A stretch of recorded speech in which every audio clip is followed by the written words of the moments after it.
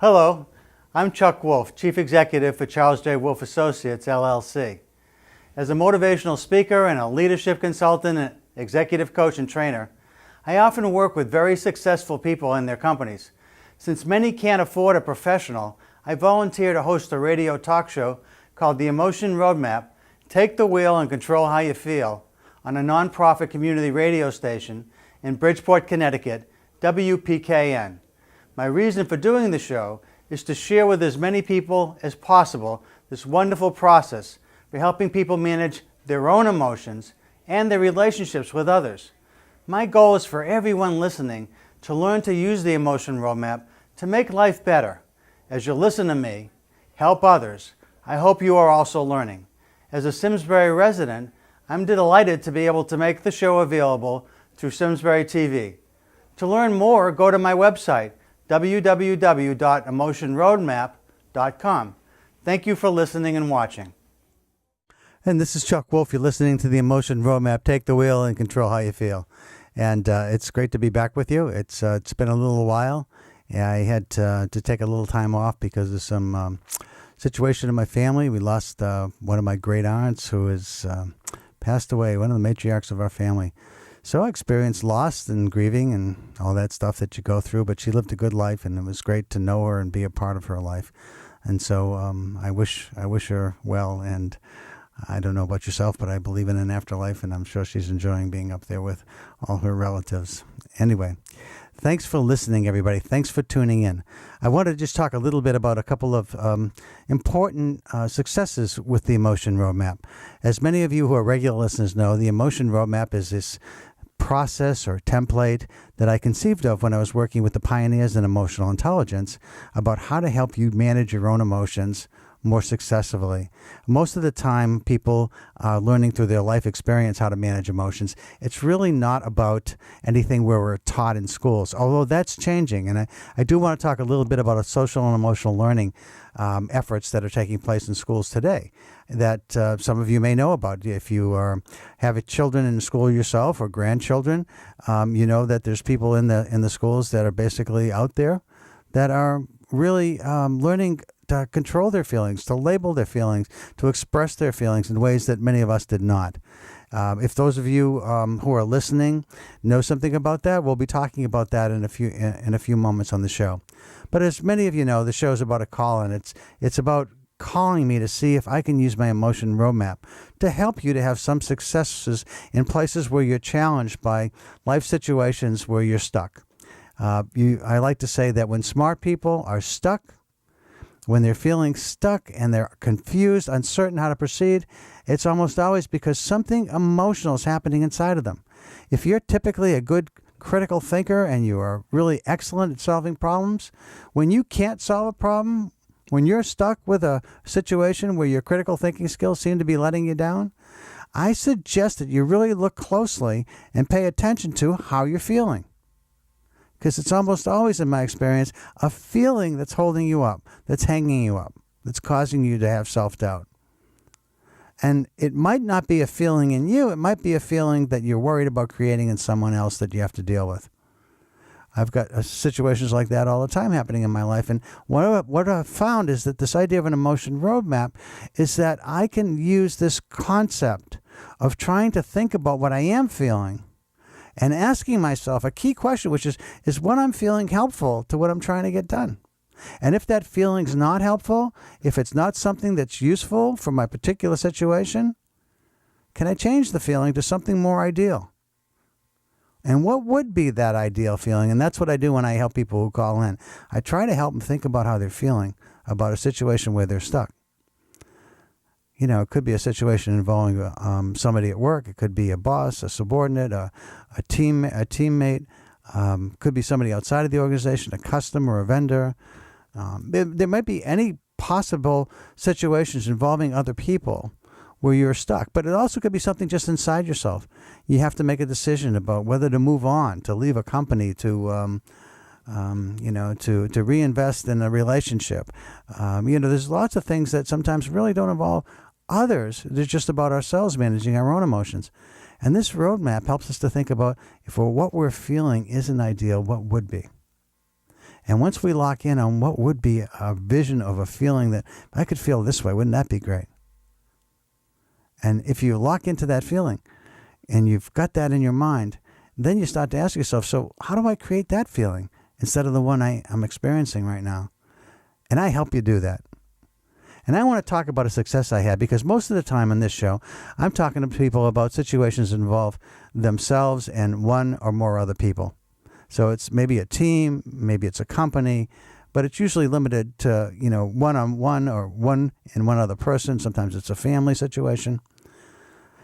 But a lot of the times it's sort of on a smaller scale. And one of the things that I became really interested in doing recently, over the past couple of years, is to engaging in the political process. I've always been interested in elections and in voting and in what's happening in this country, and trying to influence through my vote who the people are that represent me.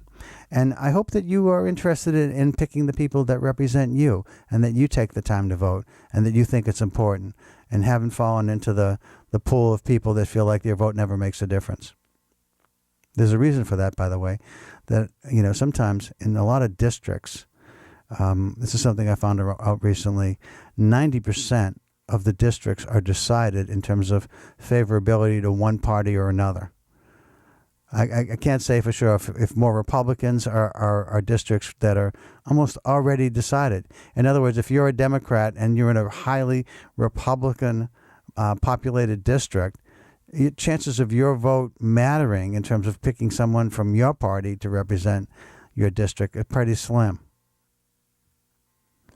And that's true across 90% of America. It's a statistic I heard from a panel recently where I talked with someone about that. So it makes some sense where you might feel like your vote has no impact. But I want to encourage you to always feel like you have an impact. It might mean, and this might be hard for some of you, that if you're living in a Republican district and you're a Democrat and you want to have an influence, get involved as a Republican, register as a Republican, and vote in their primary, so that you pick the Republican candidate that you want to have represent you, since the chances of you selecting a Democrat are extremely slim. And by the way, this isn't just Democrats switching to Republicans. The same is true if you're a Republican, and in this state, there's mostly more Democrats, it seems. So if you're in a Democratic district and you want to influence that, register as a Democrat and try to get the person that you think represents your interest, in at least as close as you can, in the Democratic Party. One of the things that I found out as I got more involved in politics is that, the people we vote for are the people that the primaries promote. And since we're basically a two-party system, although there are other parties out there, most of the time we either are picking a Democrat or a Republican, and that the extremes in both parties are the ones that have the most impact on their party nomination, because they vote in the primaries. They're active in the primaries. Most people I know are mostly active in just the general election, not in the primary. Most of the people I know are more moderate. So if you want to be involved and you want to have more say and you want to feel more empowered about the process, one of the strategies I've learned recently is get more involved in the primaries in one way or another. And the reason I'm talking about this is because I'm excited to tell you that recently I had the experience of working with Yale University President Peter Salovey, someone that I have a friendly relationship with, who I've worked with in the past pretty closely, on emotional intelligence, because Peter has a real interest in universities welcoming free speech again. As many of you are probably aware, there's been a lot of problems with people, particularly people who are conservative-leaning, coming on campus and are being allowed to speak. And it's a problem because universities are the best place, and are the place that over the years we've welcomed conversations with diverse thought, with civil discourse, respectful dialogue, with a chance to listen and learn from somebody who thinks very differently from us, but who we think is smart, and who is also willing to listen to us, because we have a different point of view and they're willing to hear us. And so I think one of the things that our country has struggled with big time is a lack of civility in recent years. And so I think it's been happening for a long time, but of course it seems to be exacerbated since this new president took over. But what I'd like you to know is that I have found an organization I like and I support called No Labels that is really taken a real hard look at what it takes to create bipartisanship. Because this group, as a group, believes strongly that the best legislation, and they feel like they have proven it by looking at legislation that's been that's been implemented and voted on and supported when it's been bipartisan, has been the best legislation. They feel like they have research that supports that. And I agree with that research. And so I'm very strongly an advocate for having people voted into office who do what their conscience suggests, who work in the interest of the country, in the interest of their state, in the interest of their district, in the interest of their senatorial area. Whatever it might be, I'm interested in supporting people that want to work across the aisle to get done what the country needs done. And are not beholden to their party, because party politics has become very toxic in recent years. And it's hard to get support from your party, and you almost always need support from your party if you're going to have the campaign finances to run a successful election. So I was talking to Peter Salovey via email about the fact that he has expressed real concerns about people having the ability to speak on campus when they have different points of view than the majority of faculty and students. And I was saying that that's happening in politics too, because people that are on one side or the other have stopped listening to each other in many cases, and it's tearing apart families and communities and even our country to some degree. So I wanted to try and find some way to help stop that and encourage more, again, civil discourse and respectful dialogue. And I suggested to Peter that since he had an interest in free speech and I had an interest in bipartisanship, and that bipartisanship in a way is ability to listen to different points of view, and free speech is all about listening to different points of view that you may not welcome or like or value, but just being respectful enough to allow them to have a say about what they believe. And we decided to work together to organize a presentation on the Yale campus called Hyperpartisanship: What Happened to American Politics? Now, what I want to tell you, because you're my regular audience who listens to this show, and the show, as you know, is called The Emotion Roadmap: Take the Wheel and Control How You Feel. So I belong to this think tank called the Consortium for Research on Emotional Intelligence and Organization.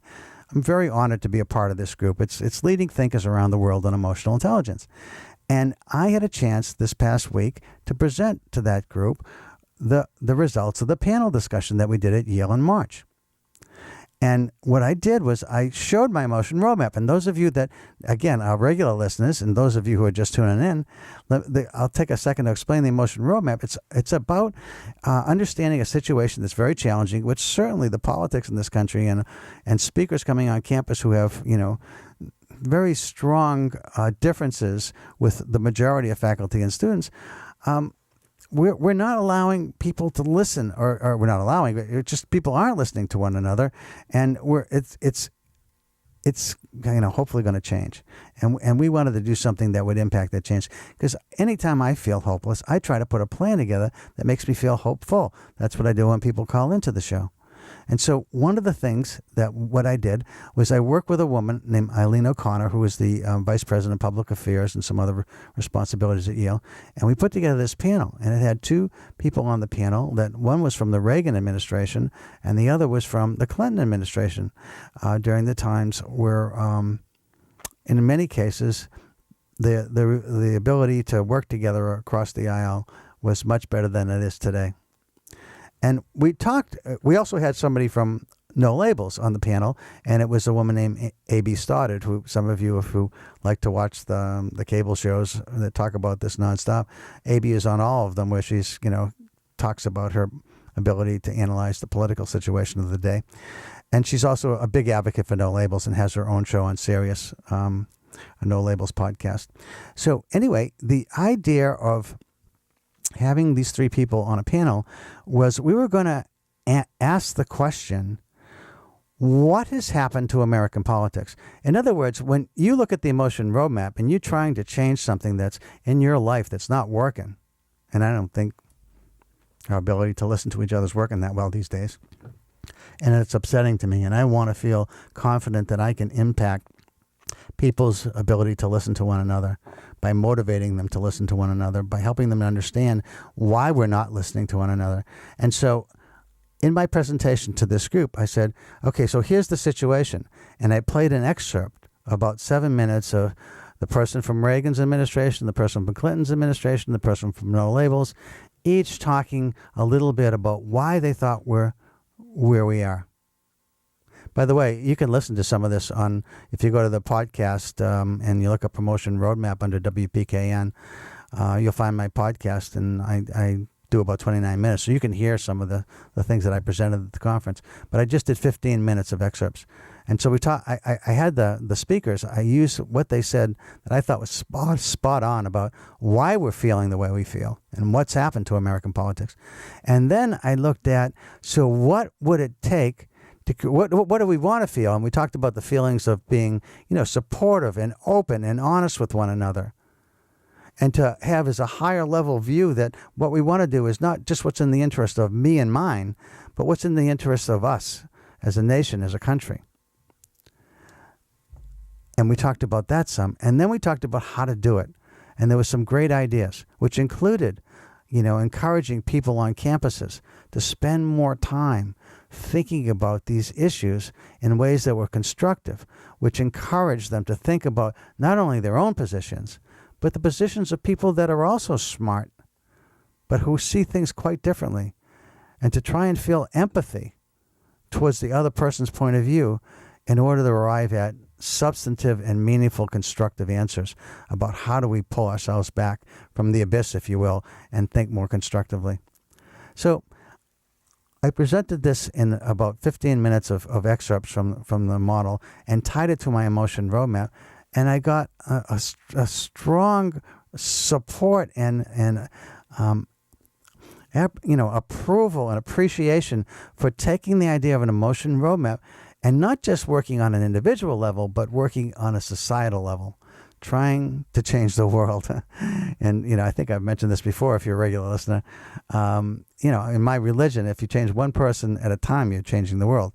But if you can also change lots of people in a very positive way, then obviously you're going to have a more larger impact, if you will. So that was exciting for me, and I wanted to share that about the emotion roadmap can work on multiple levels, and it involves really thinking about a situation where you're challenged, things aren't working the way you want, and the outcome's important to you, and so you want to plan emotionally what's going to happen, and you think about what you are feeling, and when you find that the feelings you have are not helpful, then I ask you to think about what would be ideal to feel. And if you can't figure it out yourself, I suggest some possible ideal feelings. And then together we work through how do we get from what you are feeling to where you want to what you want to feel. And it's like a roadmap to me, because if you're feeling really anxious and you want to feel confident, how do you get there? And that to me is like you're moving from one place to another emotionally, and that's why I call it an emotion roadmap. And then we talk about the ways that you do that in terms of possible strategies. And that's the understanding of how emotions work. I talk about how emotions work by explaining a little bit about what you are feeling and what you want to feel, and how some typical ways it might help to try and change to what you want to feel. But I also ask you about you, and if you've ever had any success when you've been anxious before, thinking about how to feel confident. And if you've had some success in the past. And let me just stop for a second and give everybody out there that's listening just a chance to think about this. Is there anything in your life at this moment that you're anxious about? Anything.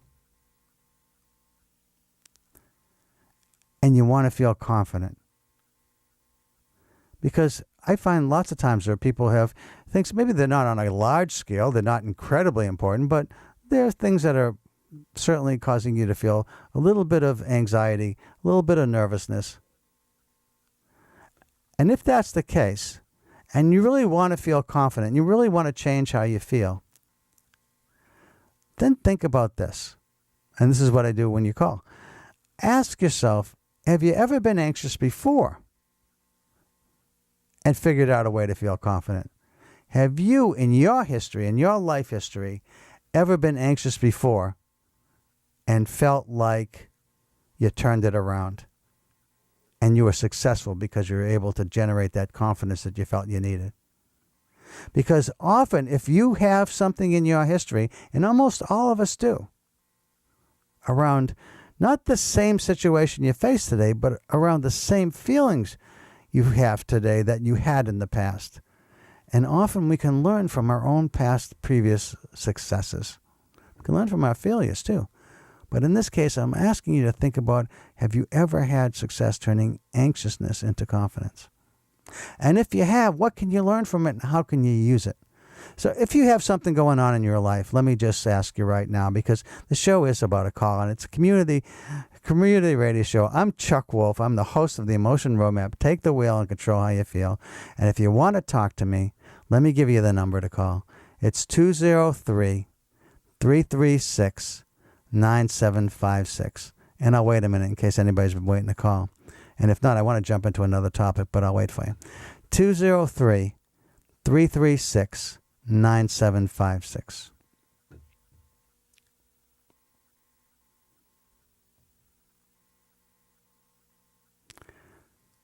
So usually if somebody is waiting to call, they've called by now. So let me tell you a couple other things.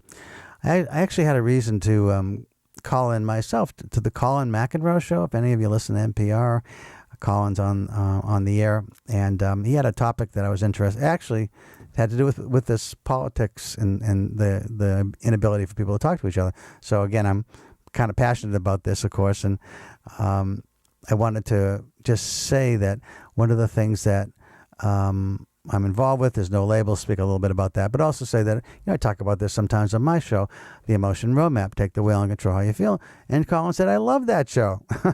So that was great to know that other people out there know about the show. I was really pleased to hear that. By the way, the reason I've been doing this show, and this is my 10th year, so I'm pretty excited that I've been on this long. And I hope that those of you who have listened regularly, and if you don't know when I'm on and just happen to tune in, I'm on twice a month at 12 noon to 1 o'clock as part of the Community Strip on WPKN on 89.5 FM.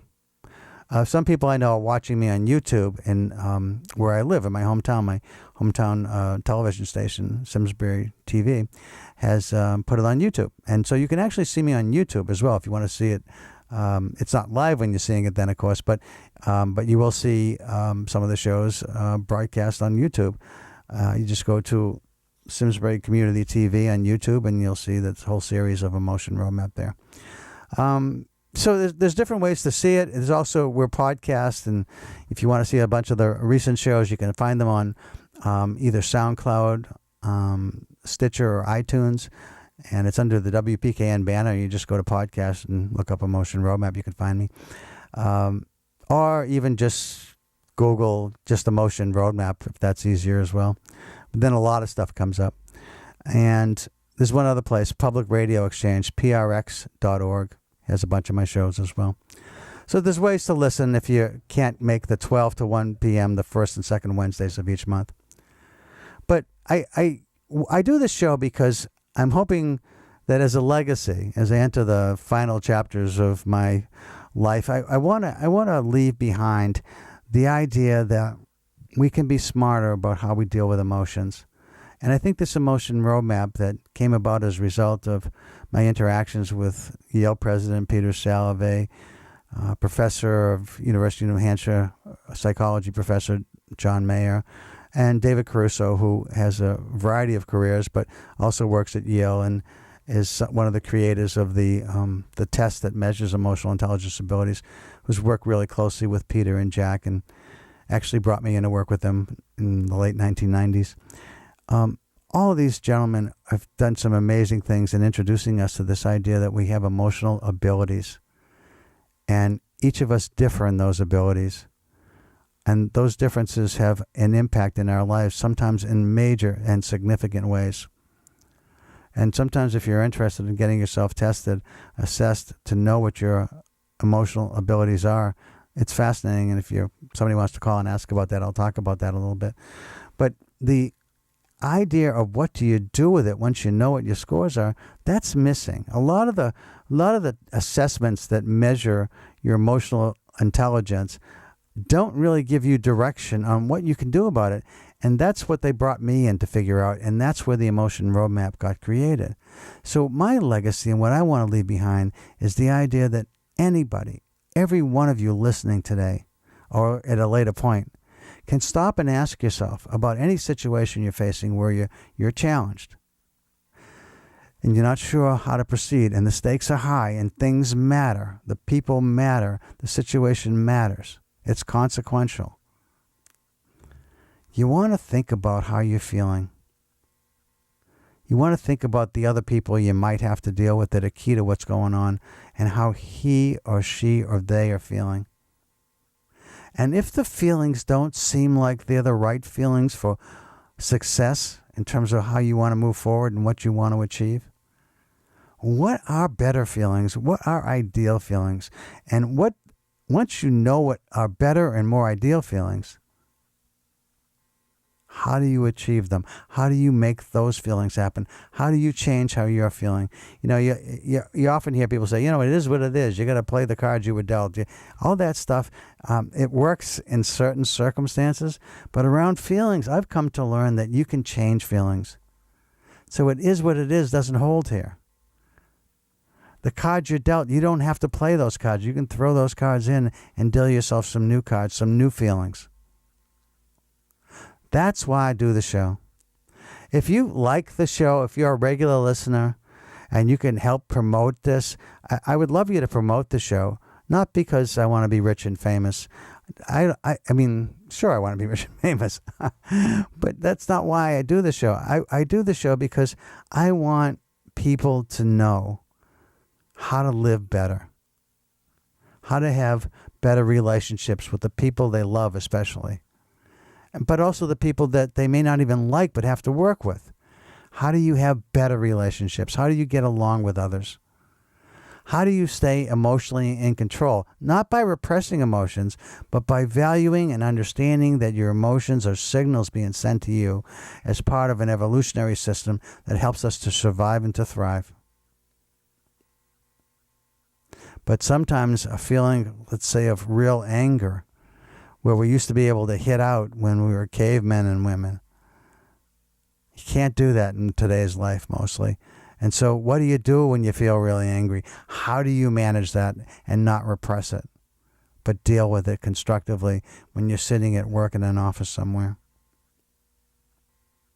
Challenging, right? Well, the Emotion Roadmap is a guide. It's not an answer by itself, but it helps you to arrive at your own answers in a very thoughtful, provocative, and intelligent way. It's a rational way, if you will, how crazy that sounds. It's a rational way of dealing with emotional situations and emotional feelings that you're having. If you want to see how it works, give me a call. And then I'll go on to the other topic. If we've got listeners who have been waiting to talk to me, this is your chance. I still got about 25 minutes and I can help you. So give me a call at 203-336-9756. 203-336-9756. And I'll give you a moment. I'll wait.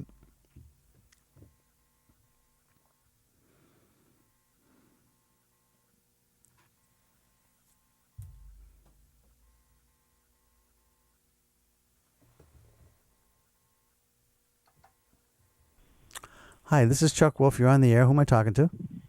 You're talking to Matt. How are you, Chuck? I'm fine, Matt. Thanks for calling. What's on your mind? Well, you're talking about well-being, emotional well-being. So I'm just 60 years old, and for the first time in my life, I think I'm having difficulty controlling my emotions. I don't know. I can't explain it. It's just a change in affairs. I'm feeling kind of depressed and can't get out of it. So I thought I'd give you a call and talk it over with you. Sure. Thanks for the call, Matt. So sometimes, just to be clear, sometimes there are physiological changes happening. And do you have any reason to suspect that some of this might be physiological? I'm pretty healthy. I go to my doctor frequently. I have had clean cardiac clearances, and I think I'm pretty good health-wise. Okay. So it may not be anything obvious health-wise, and it may not be health, and it might just be that, sometimes we reach a point in life where you're feeling like, I'm at a place where, there isn't a lot left in front of me in terms of what I was going to accomplish or going to get done. And then there's sometimes a little bit of, geez, I wish I'd taken a different path or gone a different way. Are you feeling anything that makes you suspect that it might be related to choices you've made somewhere along the way?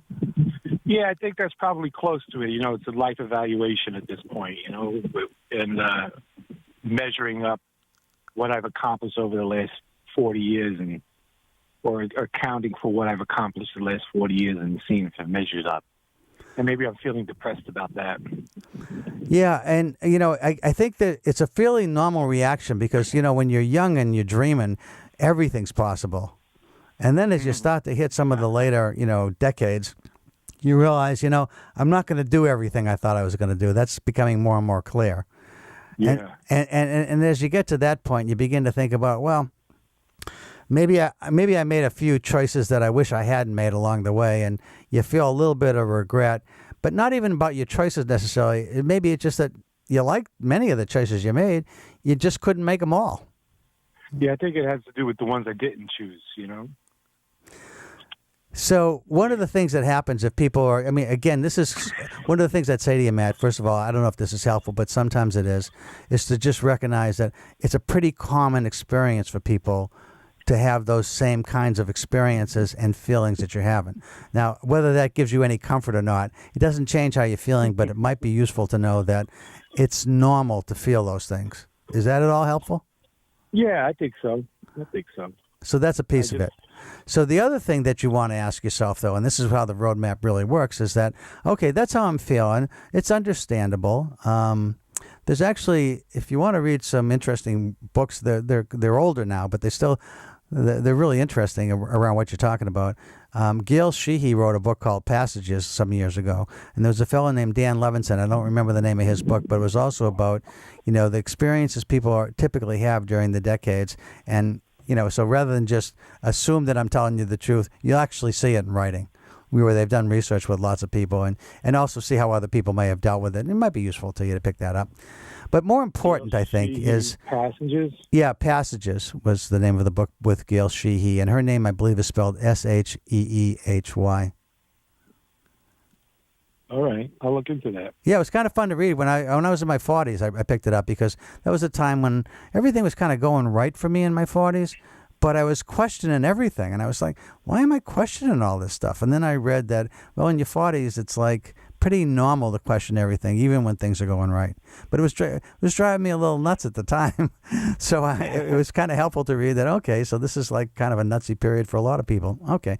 It makes me feel a little better. It doesn't tell me what to do about it, but at least I don't feel so abnormal, and that's helpful by itself. But the other thing is to ask yourself what you want to feel going forward. In other words, so you recognize you're feeling the way you are, a little depressed, a little bit sad about the choices you made. And you can, explore a little bit about how that's pretty normal to feel, but it doesn't really change how you're going to feel today and tomorrow. It might give you a little comfort, so you're a little less sad, but it doesn't really change how you want to feel tomorrow. So then the question becomes, well, okay, nobody knows, we all know we're leaving this place at some point in time, but we don't know when. It could be today, tomorrow, or it could be 30, 40 years from now. Who knows? None of us get out of here alive. That's the point. So the question is, what do you do with each day going forward that's going to make you feel different and better? Does that make sense? Yeah, that does. I had to conquer that. Yeah. So, if you know that you want to feel, I don't know if it's joyous, but at least satisfied and maybe happy with what's in front of you, then you start asking yourself, well, in times past, what are the things that I find that I really enjoy? Are they things where I'm out by myself in the woods? Is it listening to music? Is it going to a concert? Is it hanging out with certain people? Is it, reading certain kinds of books, going to certain movies? Well, you start asking yourself to create a list of things that really bring you joy. And maybe it's helping others, or maybe it's something new that you can do. sometimes when you're feeling a little down, you find people that are in worse shape than you, and you do one of my friends. Do some volunteerism. Yeah, he felt, Meals on Wheels at the time for him was something that was glorious, and then somebody else found being a deacon in their church was really something that gave them great joy, and they found great meaning. And so it's kind of like and you can be selfish about this, or you can be very giving, or both. And it's just you just want to think about, if you want to change how you feel to something where you're feeling more satisfied with what you're doing each day now that's in front of you, and even, like as I said, happy, or sometimes you might find just something that you love doing and you feel joyous about what you're doing going forward. You start planning for these things because you know how they're going to make you feel, and when you do them, you feel great.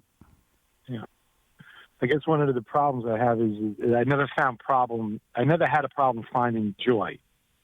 It always seemed to come to me, and always felt joyous about, day-to-day existence. And smiling, just having a good feeling about things. And now it's just a hard thing to find. So I guess I got to just force myself into it.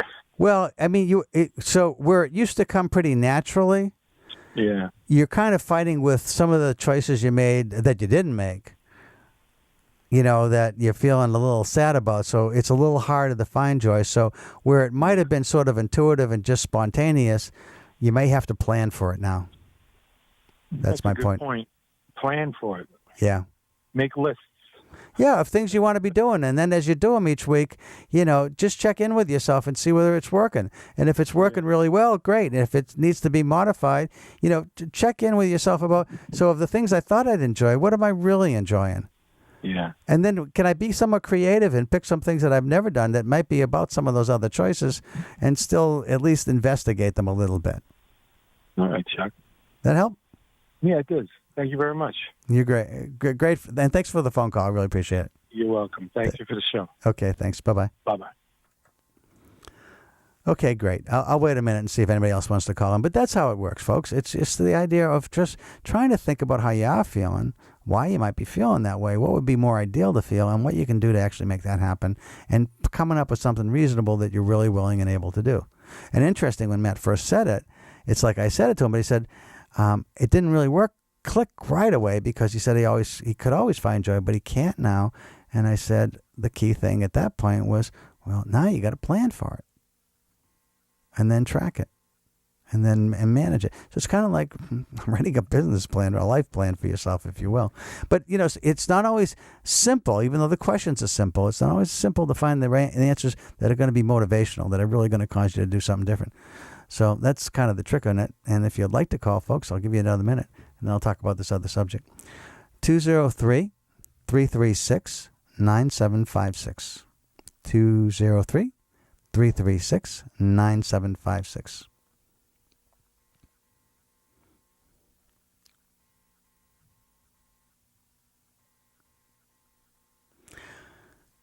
Okay, let me tell you what I want to talk about, this other topic, and that's social and emotional learning. Well, I love the idea that I'm trying to help people here, and this emotion roadmap that I created, I think, is a great tool for doing that. And as I shared with you earlier, if you were listening, I'm very excited about the idea of trying to change societal behavior. Actually, one of the things I'll tell you is this presentation I did at the Consortium for Research on Emotional Intelligence that was so well received. I'm hoping to do that across all 50 states. As part of the No Labels organization, when we did the panel discussion at Yale, we did it in a hurry. We actually made it happen really fast. We didn't get a really large attendance of people from the student body at Yale because we only had like a week and a half to publish it. We did get some people in the room, but we also streamed it live. And 14,000 people that are part of the No Labels organization across the 50 states all tuned into it and saw at least the first 15, 20 minutes of it.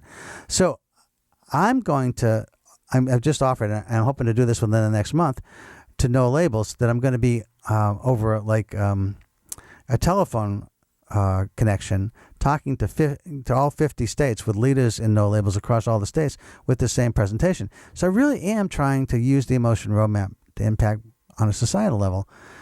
And I also think that there's another way to impact society, and that's by introducing social and emotional learning to kids in schools. And there's a group that's really working hard that I just met for the first time. It's a group that's trying to help get business sponsorship for funding the efforts to create a social and emotional learning curriculums in schools. And because these things cost money for the training, the support, and it isn't just training teachers.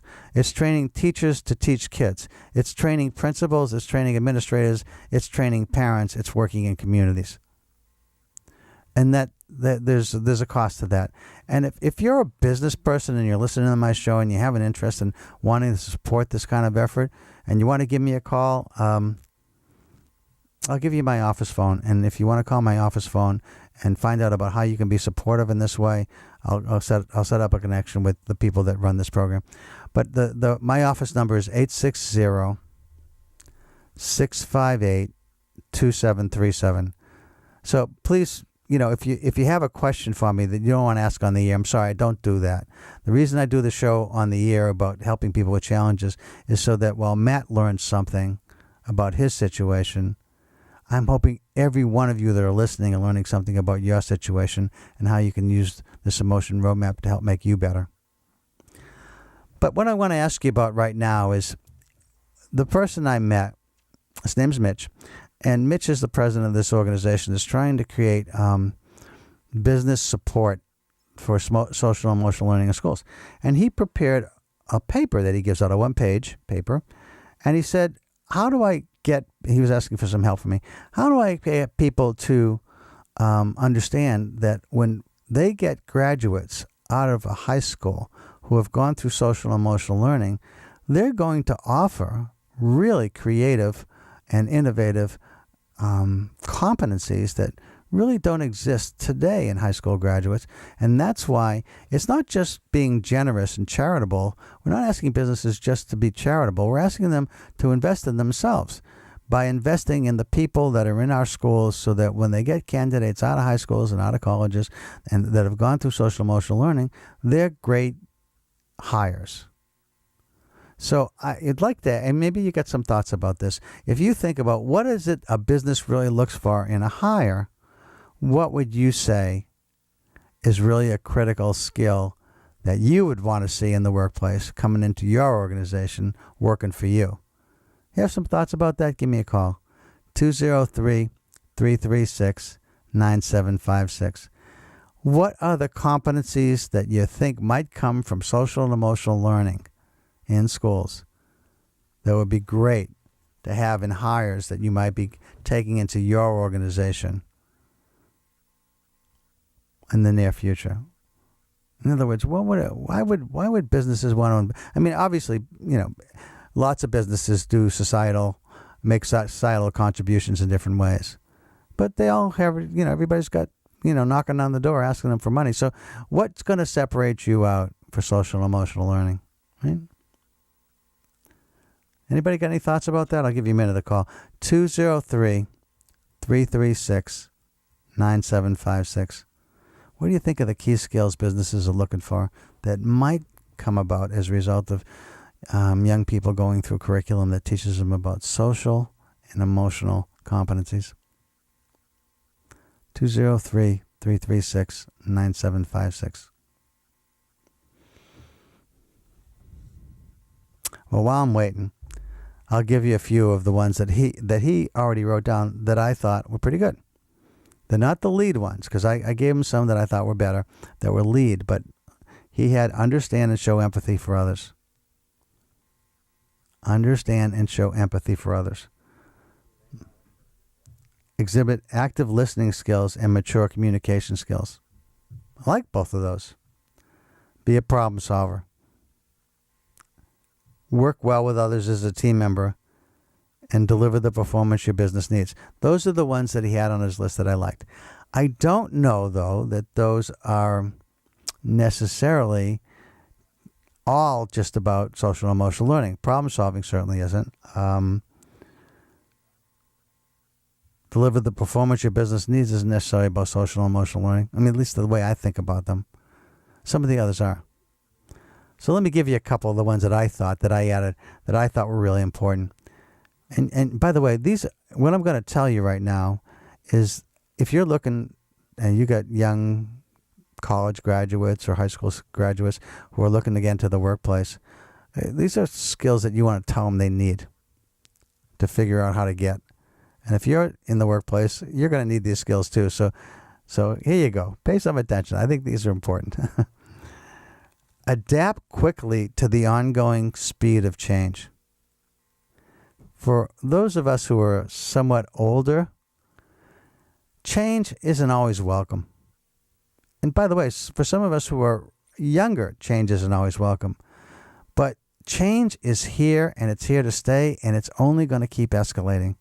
And so the sooner and the better you learn, or you have grandchildren or sons and daughters, need to learn that change is with us forever, and your ability to adapt will separate you out. Your ability to adapt to many different kinds of stresses, many of them coming from changes in your organization or in technology or in government laws and regulations or in products and services. Changes are coming at an ever increasing rate of speed, and our ability to adapt separates us out. One major change. Another one. Welcome and help create a supportive organization structure. Help create a supportive organization structure and culture. Do you know that culture? This is a quote that this fella Mitch told me when I was sitting with him. He said he's never seen where Peter Drucker wrote this, but he's heard that Peter Drucker said, "Culture will eat strategy for breakfast every day." In other words, you might have a great strategy, but if your culture is toxic, dysfunctional, it almost doesn't matter what your plans are. Now, I can't say that's true across the board, because I've worked for some toxic culture companies and still seen them hit their financial targets, but not long term. Over time, there was a cost to a toxic culture, even when the people were geniuses who were running it. So I ask you to think about this. Another key ability is to create a level of engagement, being supportive, empowering, respectful, civil to one another in a culture where risk-taking is encouraged, where failure is tolerated and learned from, and where success thrives because no one person is driving it, but everybody is working together collaboratively. I'll give you a chance to think of some of your own. I got a couple of minutes left here. So, do you have some thoughts about what you think is needed in the workplace? And I'll give you a few more if we don't get any calls. But it'd be fun to hear from you. Got a thought or two about what you think is a really critical skill set that people really need to have to be successful hires and to get promoted and to advance and thrive in organizations? The number to call is 203-336-9756. 203-336-9756.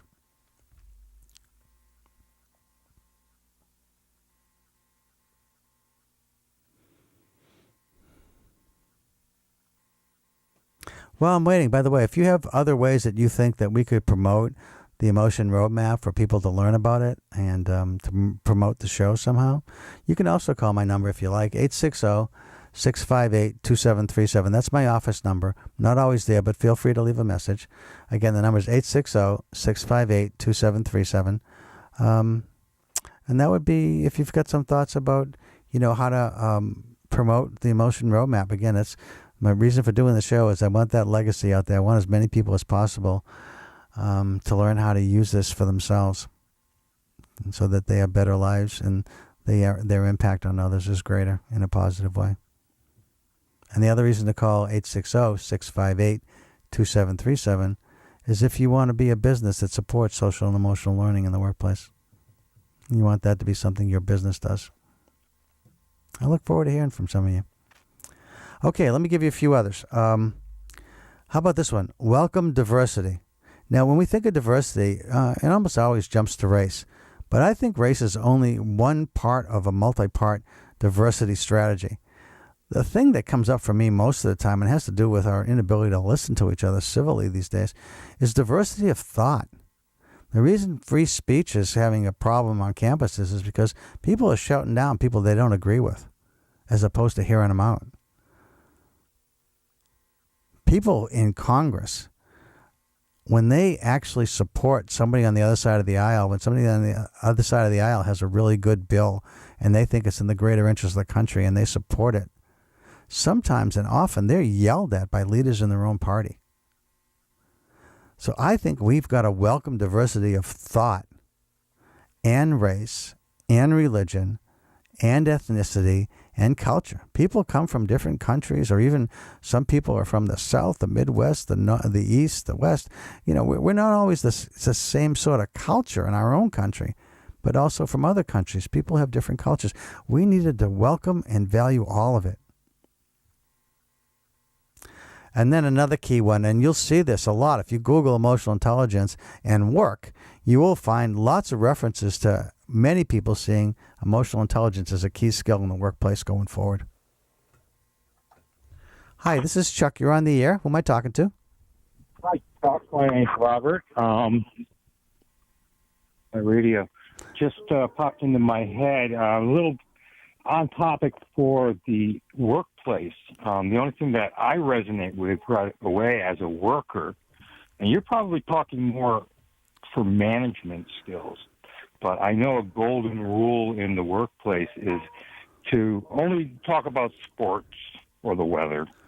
Guys are like, we're talking about sports and weather because, the forbidden topics, politics, religion, and certainly your home personal problems are forbidden on the job, because you don't want to touch people's triggers, their emotional triggers, and distract them from the task at hand. When you're at work, you want to be focused on what you're doing, and you kind of don't want to, deal with your emotions a lot because your emotions can impede you in that way. So you don't touch people's triggers. I guess that's my observation. Well, thank you. Robert, let me say a couple things. One is I agree with you that it's been a mainstay that you go to sports and the weather and you stay away from controversial topics. I will say with the addition with women in the workplace, and I don't want to stereotype, but I do know that women often want to talk about relationships and about families. And so there's other things, but they're not things like religion. I mean, certainly there are topics like abortion that you can't talk about without, riling somebody up, and then politics seems like something verboten these days that you can't discuss. I mean, it's kind of too bad that you can't, but I think if you want to have forums for that, they're outside of work. I absolutely agree with you. And in the workplace, you try and find things where you're comfortable and other people seem comfortable. And I would just say that if you're a Red Sox fan and you're talking to a Yankees fan, that might be a trigger too. So even sports. Managers maybe want to be sensitive to how people are perceiving, the management style. So I think that's an important facet of it. I think of your work, to facilitate good management skills. You're absolutely right, but I will make the point to you, Robert, then I got to go because I'm out of time, but I will make the point that, the ability to adapt quickly to the ongoing speed of change, the ability to welcome diversity of thought, race, religion, and so forth, all of that is individual workers. That isn't just managers. I think that the things that I've said, even creating a supportive organizational culture, you can't do it if you're not the leader for the whole team. But being around you as a supportive person, as a caring person, as a person who demonstrates empathy and concern for others, you can help to create those things even when you're not the leader. All right. Thanks a lot. Thanks for the phone call. I really appreciate it. Bye. Bye-bye now.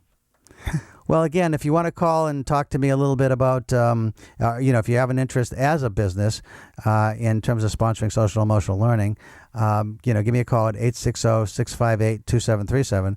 And if you have some really neat ideas about how to promote the show or the roadmap so that more people learn about it, again, 860-658-2737.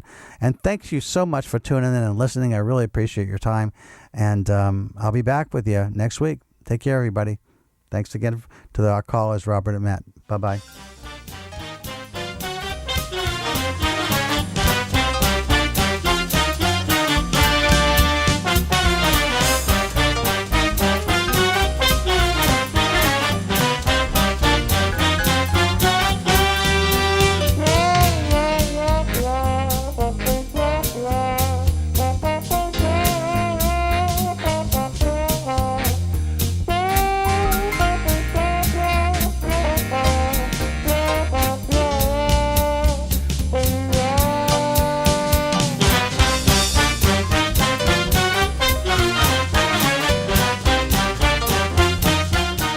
Funding for Simsbury Community Television is provided in part by contributions from viewers like you.